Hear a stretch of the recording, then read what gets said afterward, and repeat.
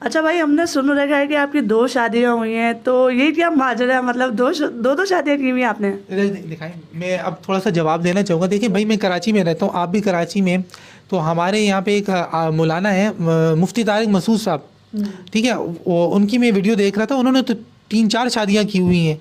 तो वो आलिम हो के 3-3 4-4 शादियाँ कर रहे हैं, तो हम भी उनको फॉलो करते हैं कुछ कुछ चीज़ों में। हमने कहा चले हम भी 2 कर लेते हैं। बहुत सारे लोग बहुत अच्छे नेक अमाल भी कर रहे हैं, मतलब सबको तो हम तो फॉलो नहीं कर पाते। इसको हम फॉलो कर सकते थे, ये हमारे लिए आसान था। अच्छा। खैर ये तो होगी मजाक में, लेकिन बाकी मेरी 2 शादियाँ हुई हैं।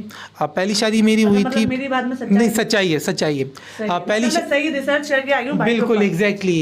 पहली शादी हुई थी 2014 में, और वो टिक नहीं सकी, कुछ वजूहत थी, कुछ प्रॉब्लम्स थी, तो मतलब 2-2.5 महीने हम साथ थे, उसके बाद डिवोर्स हो गई थी। खैर उसकी ज़्यादा डेप्थ में नहीं जाते हैं कि क्यों हुई थी, क्या मतलब जो कुछ भी है।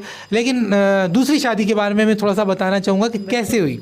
ये बड़ी इम्पोर्टेंट बात है, बड़ी बल्कि ज़बरदस्त किस्म की स्टोरी है, आपको भी नहीं पता है इसके पीछे जो स्टोरी है ना, किसी को भी नहीं पता है। ये बड़ी इंटरेस्टिंग स्टोरी है भाई। सीन कुछ ऐसे हैं कि 2016 में मैं यहाँ से गया था एबटाबाद, तो हम वहाँ पे घर बना रहे थे। बेसिकली मैं ही बना रहा था, मैं वेला था, तो मुझे कहा कि भाई वहाँ जाओ घर बनाओ। तो घर खैर बना रहे थे, दीवारें शिवारें बन गई, अभी छत नहीं डली थी, दीवारें ही बनी थी। तो वालिद साहब कराची से गए थे, हयात थे उस टाइम पे, कराची से गए कि चलो यार बेटा घर बना रहे हैं, मैं जाके देखूँ कि कहाँ तक पहुँचा। तो अब गांव के लोगों की एक मतलब फितरत होती है, आदत होती है, अच्छी आदत होती है कि जब भी कोई शहर से आता है लोग उससे मिलने आते हैं। तो मेरे वालिद साहब मतलब एज में भी बड़े थे, तो लोग उनसे मिलने आते थे। अब दिन में हज़ारों लोग आ रहे हैं, जो आसपास के सब आ रहे हैं जा रहे हैं। तो मैं एक दिन जी अपने दीवार की तराई कर रहा था, तराई कहते हैं ना वो जो पानी देते हैं, हाँ, मैं वो कर रहा था भाई। पीछे मेरे वालिद साहब बैठे हैं, तो एक बंदा उनसे मिलने आया, तो उनसे मतलब बैठ के बातें कर रहे हैं। ये चीज़ नॉर्मली होती थी, वालिद साहब के पास लोग आते थे, बातें करते थे। अब मेरा अपना जो काम होता था, कभी मिस्त्री को जी ब्लॉक पकड़ा रहा हूँ, कभी तराइयाँ कर रहा हूँ, पानी दे रहा हूँ, तो ये सारा फुल टाइम मजदूरी और मैले कुचैले कपड़े जी। अब मुझे पता ही नहीं है कि मेरे वालिद साहब के पास जो शख्स बैठा हुआ है ये मेरा होने वाला ससुर है। वालिद साहब ने उनसे पूछा कि कितनी बेटियां हैं, तो उन्होंने कहा 3 बेटियां हैं। मैरिड कितनी है? कोई नहीं है। मंगनी 2 की हुई है, तीसरे नंबर वाली नहीं हुई है। तो वालिद साहब के माइंड में आ गया कि भाई मैंने इसके घर से, वो बंदा वालिद साहब को पसंद आ गया। और मेरी वालिद साहब की जो वालदा थी, मतलब जो मेरी दादी थी, वो उनके ख़ानदान का है। मतलब मेरा ससुराल जो है, मेरे बात का सवाल का जवाब भी पहले ही दे रहे हैं। मतलब मैं पूछने वाली थी लव मैरिज हुई अरेंज? नहीं अरेंज है, टोटली अरेंज, मुझे पता ही नहीं था। अच्छा। तो खैर वो मेरी दादी के ख़ानदान से हैं, मतलब थोड़ी दूर से ही हैं। तो वालिद साहब ने भाई उनसे बात कर ली कि हम आपके घर आएंगे, लड़की देखने आएंगे, रिश्ता देखने, और ये और वो। मुझे पता ही नहीं है, मैं मज़दूरों की तरह भाई सामने पानी दे रहा हूँ, ब्लाकों को तराइयाँ मार रहा हूँ। अब मुझे पता ही नहीं है कि पीछे मेरी शादी की कहानियाँ चल रही हैं। खैर तराई वराई दे दी, मतलब मजदूरी में ही रिश्ता भी तय हो गया। अरे आगे सुने, बड़ी इंटरेस्टिंग स्टोरी है। तो रिश्ता तय हो गया जी। रात को मुझे वालिद साहब कहते हैं कि मैं कराची कॉल करता हूँ जमील को, जमील मेरे बड़े भाई का नाम है। तो उनसे मैं बात करता हूँ, ये रिश्ते विश्ते के हवाले से सारी डिटेल में उनको बता रहा हूँ। अब मुझे पता ही नहीं है, मैंने कहा अब्बू हमारे थे भी बड़े स्ट्रिक्ट, हिम्मत ही नहीं है कि भाई उनके सामने बंदा बात कर सके। मैंने कहा अब्बू आपने जो करना है आप करें, खामोश। तो कराची बात की अब्बू ने, जमील भाई से बात हुई, जमील भाई ने फिर मेरे ससुर से बात की। ये जुमेरात का दिन था, कल को आज जुमेरात को ये बात हो रही है, कल जुम्मा है। तो जुम्मे के दिन भाई वालिद साहब, मेरी बहनें, मेरे भाई मुझे भी ज़बरदस्ती वहाँ पे लेके चले गए मेरे ससुराल में। मतलब क्या ज़बरदस्ती शादी कर रहे हैं? अरे नहीं ज़बरदस्ती नहीं हुई है, ले गए ज़बरदस्ती के। शादी ज़बरदस्ती नहीं हुई, मैं इसलिए नहीं जा रहा था, मेरी हालत इतनी ख़राब थी। वो मिस्त्रियों के साथ काम कर के एग्जैक्टली, ये तो कैमरे के सामने लोग मुझे देख रहे हैं ना, इनको मैं बड़ा प्राउड लग रहा हूँ। वो तब मुझे देखते ना कि पजामा कोई है, टी शर्ट कोई है, यहाँ से सीमेंट जा रहा है, यहाँ से रेती जा रही है, तो इनको पता लगता है कि कितना बंदा प्राउड है। तो ऐसा कोई प्राउड नहीं है भाई। तो खैर भाई वहाँ पे हम लोग गए लड़की देखने जी, तो वहीं पे दुआएं खैर होगी। ओ माशाल्लाह माशाल्लाह, वहीं पे बात पक्की हो गई, वहीं पे बात पक्की, दुआएं खैर हो गई। मैंने कहा चलें जी ठीक है। उसके 2 महीनों के बाद मैं तो वापस आ गया था कराची। अब आते हैं शादी पे। शादी के बारे में आपका क्वेश्चन बनता है कि शादी कैसे हुई, पहले आप पूछे मैं आंसर दूंगा। तो ये सही बंदे मिले। मतलब यार, मतलब इतने लोगों ने इंटरव्यू लिया है ना, कभी तो इतना मजेदार बंदा मुझे नहीं मिला कि यार मुझसे कुछ 13 क्वेश्चन पूछो मैं जवाब दूँ। तो भाई दूसरी शादी कैसे हुई आपकी? यार बड़े तजस्सुस में हम लोग बहुत ज्यादा जानना चाहते हैं, आपकी दूसरी शादी कैसे हुई?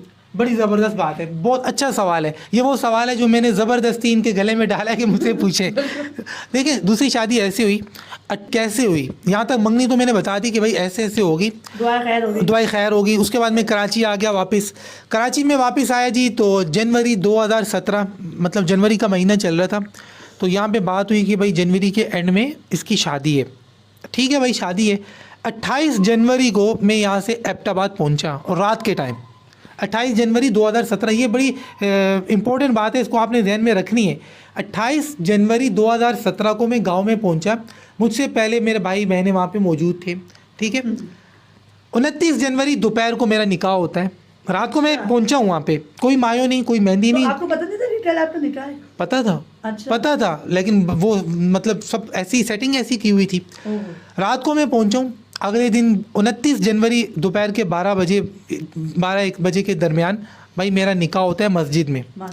मस्जिद में निकाह हुआ है, सब आके सादगी, बिल्कुल खामोशी और सादगी से निकाह होता है। मस्जिद से बाहर निकलते हैं, लोग गले शले मिल रहे हैं, मिठाइयाँ शिठाइयाँ बांट रहे हैं। तो आधे 1 घंटे के बाद भाई मेरी फ़्लाइट है कराची की। 28 जनवरी को मैं यहाँ से जा रहा हूँ। 29 जनवरी को लड़की लेके भाई मैं उड़ के वापस कराची आ गया। अच्छा, इतनी सादगी से हुई है शादी। मतलब एक दिन में शादी, एक दिन में सब कोई मायो नहीं, मतलब कोई वो डोल शोल दूसरा तीसरा कुछ तो भी नहीं। जहेज के बारे में आपका क्या ख्याल है? जहेज के बारे में देखिए मैं जहेज को वैसे लानत समझता हूँ। इस्लामी नुक्ता नज़र से बात की जाए तो जहेज एक लानत है, लानत को गले में नहीं डालना चाहिए। तो अल्हम्दुलिल्लाह मैंने नहीं डाली है। थोड़ा सा कोई पैगाम मैं हल्फन ये कहता हूँ कि मैंने अपनी शादी में एक सुई तक नहीं लिए, एक चवन्नी तक नहीं लिए। मतलब जो मेरी दूसरी शादी हुई है, एक सुई एक चवन्नी तक नहीं लिए।